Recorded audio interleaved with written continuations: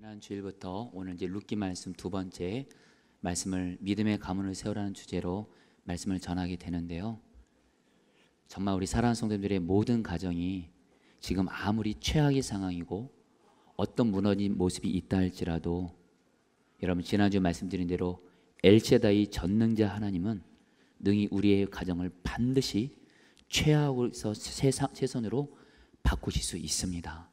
그 주님께서 여러분들의 가정을 꼭 믿음의 가문으로 세우시기를 간절히 주의 이름으로 축복합니다. 여러분이 오늘은 룻기 2장을 통해서 어떻게 하면 우리의 가문이 믿음의 가문이 되는지에 대해서 주님이 주시는 답을 드리려고 하는데요. 특별히 오늘 말씀에서 나오미의 며느리인 룻이 무너진 가정을 세우는데 매우 중요한 통로가 됩니다. 이미 여러분 지난주에 말씀드린 대로 나오미와 룻의 가정은 여러분 첫 시작은 비참했습니다. 여러분 나오미의 남편 엘리멜렉이 죽고 나오미의 두 아들 말론 기론 죽고 이제 여자들 나오미 그리고 두 며느리 오르바 룻만 남았습니다. 그 당시 여자들만 남았다는 건 여자들은 경제활동을 할 수가 없습니다. 그리고 이들에겐 자녀도 없습니다. 완전히 가정이 끝난 겁니다. 그러나 여러분 룻기 마지막 4장을 가게 되면 여러분 룻이 보아스를 만나서 룻과 보아스가 결혼해서 오벳이 나오고 오벳의 자손 중에 다윗과 예수님이 나오므로 성경에서 가장 위대한 믿음의 가문이 됩니다. 룻기 말씀이 여러분에게 그대로 이루어지기를 축복합니다. 그래서 오늘 우리가 좀 룻을 통해서 주님이 우리에게 주신 메시지를 듣고자 합니다. 여러분 나오미가 모압에서 유다로 돌아가죠. 돌아가는 길에 두 며느리인 룻과 오르바에게 돌아가라고 말합니다. 그 이유는 그 당시 이스라엘 사람들은 모압 여인, 이방 사람들은 개처럼 취급을 했기 때문에 두 며느리가 자기를 따라서 이스라엘로 돌아가면 룻과 오르바는 고생만 할 뿐입니다. 그래서 이 두 며느리에게 돌아가라 그래요. 너희들의 모압 땅으로. 그리고 다시 시집가서 새 가정을 이루라고 말하지만 여러분 그때 여러분 나오미가 간절히 돌아가라고 하니까 오르바는 처음엔 안 돌아간다고 했다가 결국에는 돌아가고요. 룻은 끝까지 돌아가지 않고 시어머니 나오미 옆에 있겠다고 말합니다. 여러분 왜 오르바는 떠나갔고 룻은 나오미를 떠나지 않았을까요? 여러분 이것을 룻기 1장에 보면 나오는데요. 오르바는 인간적인 마음으로 나오미를 섬기려고 했지만 룻은 하나님이 주시는 마음으로 나오미를 섬기려고 했기 때문입니다. 오르바가 처음에 나오미를 따른다고 할 때 오르바에게 룻기 1장에 보면 하나님에 대한 신앙 고백이 없습니다. 그런데 여러분 룻에게는요 하나님께 대한 신앙 고백이 있어서 끝까지 나오미를 따르겠다고 말해요. 룻기 1장 16절 말씀입니다. 우리 같이 함께 읽겠습니다. 룻이 이르되 내게 어머니를 떠나며 어머니를 따르지 말고 돌아가라.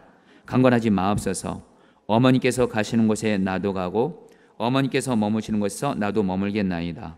어머니 백성이 나의 백성이 되고 어머니 하나님이 나의 하나님이 되시리니. 여러분 룻이 지금 뭐라고 말합니까? 룻이 원래는 하나님을 믿지 않았던 모압 여인이었는데 나오미를 통해서 하나님을 믿게 됐고요. 그리고 룻은요 시어머니인 나오미를 향해서 하나님을 믿는 자로서 하나님이 룻의 마음에 약한 시어머니를 불쌍히 여기는 하나님의 마음을 품게 하신 겁니다. 그 근거가 여러분 룻기 1장 8절 말씀인데요. 제가 읽어드리겠습니다. 나오미가 두 며느리에게 이르되 너희는 각각 너희 어머니 집으로 돌아가라. 너희가 죽은 자들과 나를 선대한 것 같이 여호와께서 너희를 선대하기를 원하며. 지금 나오미가 이렇게 룻에게 말하는 겁니다. 너가 나를 선대한다고 말해요. 여러분들 이 선대란 말이 히브리 언어로 헤세드란 단어인데요. 여러분 우리가 오늘 붙들 단어입니다. 이 헤세드란 말은 뭐냐면 약한 자를 불쌍히 여기시고 사랑하시는 하나님의 마음을 헤세드라고 하는데요. 지금 룻은 하나님을 믿는 자로서 룻 마음 안에 어떤 마음이 있어요? 자기가 이 시어머니 나오미를 섬기지 않으면 안 된다는, 시어머니 나오미를 불쌍히 여기고 자기가 옆에서 시어머니를 돌봐야 된다는 하나님의 헤세드의 마음을 품었기 때문에 끝까지 여러분들 뭐예요? 나오미를 섬기겠다고 말하는 거예요. 룻기 1장 17절에서 그래서 나오미는 이렇게 말합니다. 같이 다 함께 읽겠습니다. 어머니께서 시작. 어머니께서 죽으시는 곳에서 나도 죽어 거기 묻힐 것이라. 만일 내가 죽는 일 외에 어머니를 떠나면 여호와께서 내게 벌을 내리시고 더 내리시기를 원하나이다. 한마디로 여러분 룻은요 지금 시어머니 나오미가 지금 그대로 이스라엘 돌아가게 되면 그 당시에 여자가 할 일은 없습니다. 시어머니 나오미는 그냥 유대 땅 돌아가면 근데 굶어서 죽는 겁니다, 여러분들. 자식 없죠, 남편 없죠, 여자는 경제적인 활동 못하죠. 그러니까 시어머니를 향해서 인간적인 마음이 아니라 하나님이 시어머니 나오미를 향해서 불쌍히 여기고 너가 섬기라는 하나님의 헤세드의 마음을 주셨고, 그러니까 하나님이 내가 시어머니를 섬기지 않으면 내가 정말 살 수가 없는 거예요.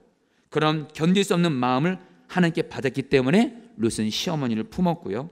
여러분, 우리가 알 것은 뭐냐면 사실 그 당시 룻에게는 나오미를 돌보지 않아도 되는 충분한 이유들이 많았습니다. 첫째는 그 당시 모압에서는 남편이 죽으면 자기가 살던 고향으로 돌아가서 셋이 가는 게 관행이었습니다.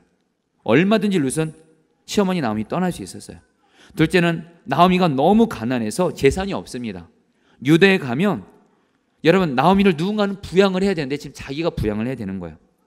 그리고 아까 말씀드린 대로 룻은 모압 족속 이방인이었습니다. 당시 유대인들은 모압 사람을 개만도 취급하지 못했어요. 개만도 못한 취급을 했는데 한마디로 유대에 가면 심각한 인종차별을 각오해야 되는데도 불구하고 여러분, 룻은요 이런 한마디로 시어머니 나오미 따라가면 고생길이 훤한 겁니다. 죽음 같은 고난이 기다리고 있는데도 불구하고 룻의 마음에 시어머니 나오미를 향한 불쌍히 여기시는 하나님의 헤세드의 마음이 임했고, 그것 때문에 여러분들 시어머니 나오미를 포기 안 쳤고 따라간 거예요. 여러분들, 오늘 우리 주님이 오늘 저와 여러분이 주시는 분명한 마음이 있습니다. 여러분들 믿음의 가문을 세우기를 원하십니까? 룻처럼 먼저는 나의 부모님들을 향해서, 또 더 나아가 나의 양가 부모님들을 향해서 룻처럼 하나님이 헤세드의 마음을 품고 나아가시면 하나님은 여러분의 가정을 반드시 믿음의 가문으로 세우실 것입니다. 간절한 마음 나눌게요.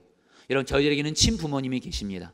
이미 결혼하신 분들은 내 장인 장모가 있고 내 시부모님이 계십니다. 꼭 기억하세요.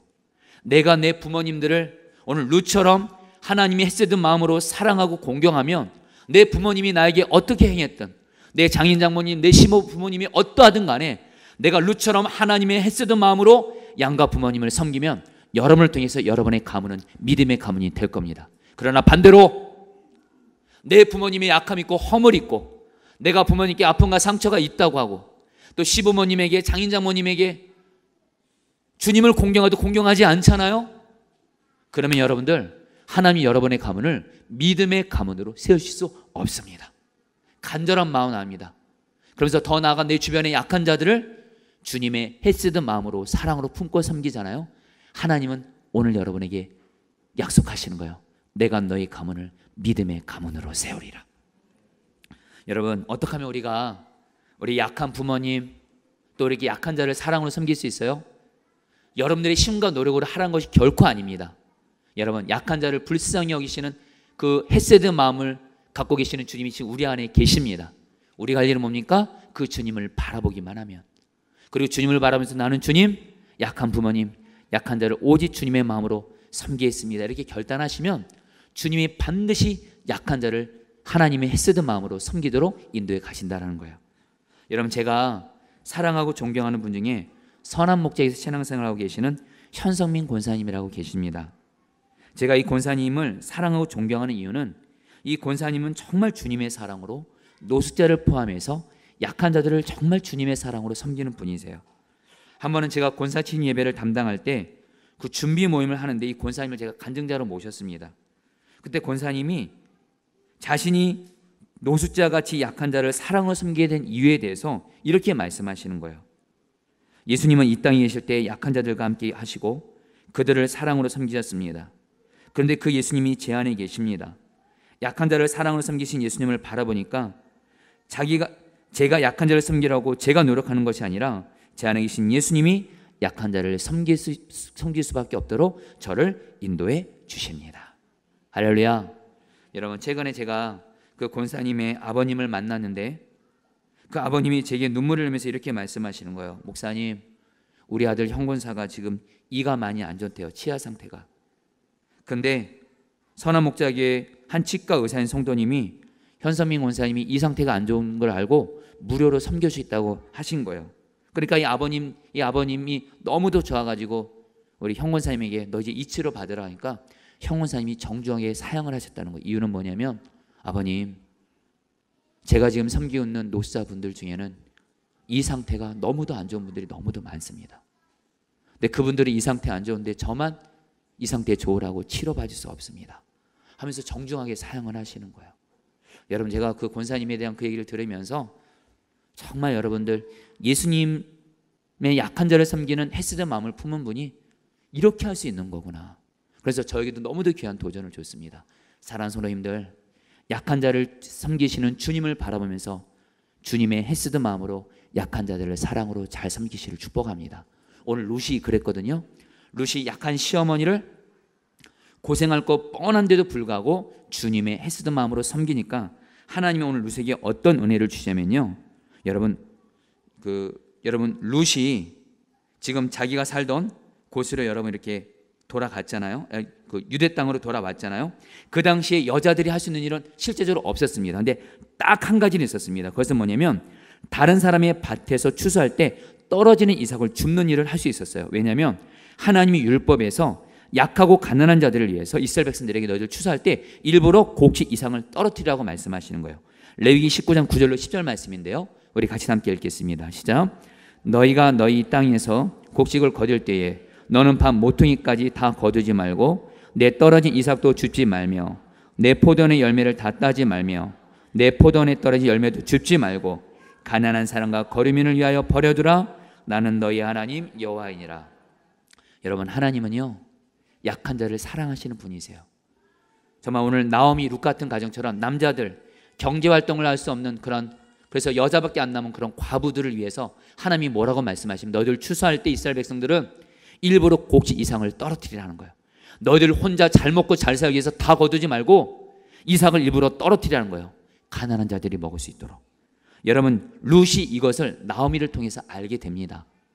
그래서 여러분, 룻이 어떻게 해요? 밭에 가서 이삭을 주우려고 나가게 됩니다. 근데 여러분, 놀라운 건 뭐냐면요, 지금 룻이 어떤 마음이에요? 그 당시 이삭을 줍는다는 것은 여러분들 가장 비천하고 낮은 일이었습니다. 근데 여러분들, 룻은요 자기가 약한 시어머니 나오미를 경제적으로 부양해야 되니까 아무리 비천한 일을 할지라도, 여러분 룻기 2장에 보면 아침 잠시 쉰 것 외에는 열심히 이삭을 주우려고 하는 거예요. 근데 여러분, 이 룻에게 하나님이 어떤 은혜를 주냐면요, 여러분 룻기 2장 3절에 이렇게 말합니다. 룻이 가서, 같이 한번 읽어볼까요? 시작. 룻이 가서 배는 자를 따라 밭에서 이삭을 줍는데 우연히 엘리멜렉의 친조 보아스에 속한 밭에 이르렀더라. 여러분, 지금 룻이 밭으로 가는데 어느 사람의 밭을 갈지를 본인은 모릅니다. 그냥 우연히 내가 내 시어머니를 내가 돌봐야 되니까, 이삭을 줘야 되니까 그냥 대책 없이 그냥 여러분들 나간 겁니다. 오늘날로 말하면 대책 없이 여러분 직장 구하러 나간 거예요. 근데 우연히 누구의 밭에 이르는 거예요? 보아스 밭에 우연히 가게 된 겁니다. 비록 동생들이 있었지만 우리 어머니 마음에 부모를 공경해야 된다는 이 말씀 때문에 당신이 외할아버지를 모시기로 결단합니다. 그래서 외할아버지를 저희 집에 모시면서 저희 어머니는 그때 온갖 장사와 고생을 많이 하셨습니다. 그러면서도 외할아버지를 내가 모셔야 된다는 그것 때문에 부모를 공경하라 했으니까 당신이 안 모시면 안 되겠다는 거예요. 그래서 모시면서 우리 외할아버지 병원 데리고 다니고 정말 대소변 다 갈아드리고, 그래서 우리 외할아버지를 섬겼고, 저는 어렸을 때 저희 어머니가 외할아버지를 섬기는 걸 봤습니다. 그래서 저도 한 번은 외할아버지 기쁘게 해드리고 저와 남동생이 외할아버지 앞에서 춤췄다가 혼난 적도 있습니다. 여러분, 어쨌든 저희 어머니가 그렇게 돌봐주시니까 외할아버지를 정말 하나님께서 저희 어머니에게 은혜를 주셔가지고 저희 어머니가 혼자서 저희 3남매 이렇게 했는데 여자가 할 수 있는 일이 뭐가 있겠습니까? 근데 하나님께서 저희 어머니 하시는 일 가운데 물질의 축복을 주신 거예요. 결국에는 하나님께서 저희 3남매의 공부를 다 책임져 주시고 부족함 없이 공부를 할 수 있었습니다. 또한 어머님은 주님과의 관계가 깊어지면서 기도의 사람이 되었고 교회에서 장로님이 되셨어요. 무엇보다 어머님의 이 외할아버지를 돌본 순종 때문에 하나님이 저희 가정을 믿음의 가문으로 세우시는데, 한 번은 저희 어머니가 칠순잔치 때 온 가족이 모여서 예배를 드리는데 제가 장남이다 보니까 예배를 다 드리고 나서 가족들에게 한 분씩 어머니에게 감사 인사를 하라고 하니까 제 남동생이 말합니다. 어머니, 제가 예수님을 믿지 않고 오랫동안 방해했지만 어머니의 기도 때문에 제가 이렇게 목사가 되었습니다. 저희 누나와 매형이 말합니다. 어머님의 기도 때문에 우리가 이렇게 행복할 수가 있습니다. 여러분, 저희 아버지가 말합니다. 당신이 나를 받아줘서 내가 이렇게 살 수 있다고. 또 동생이신 이모 목사님, 큰삼촌 목사님도 우리 어머님을 향해서 당신의 섬김과 기도 때문에 우리가 이렇게 됐습니다. 마지막으로 여러분, 저도요. 여러분, 저는 지금 저 자신을 보면 너무도 부족한 목사이지만 어머니가 외할아버지를 섬겼던 그것 때문에 하나님이 여러분 저를 이렇게 목사로 인도해 주셨습니다. 지금 저희 온 가문은 다 예수님을 믿는 가문이 되었습니다.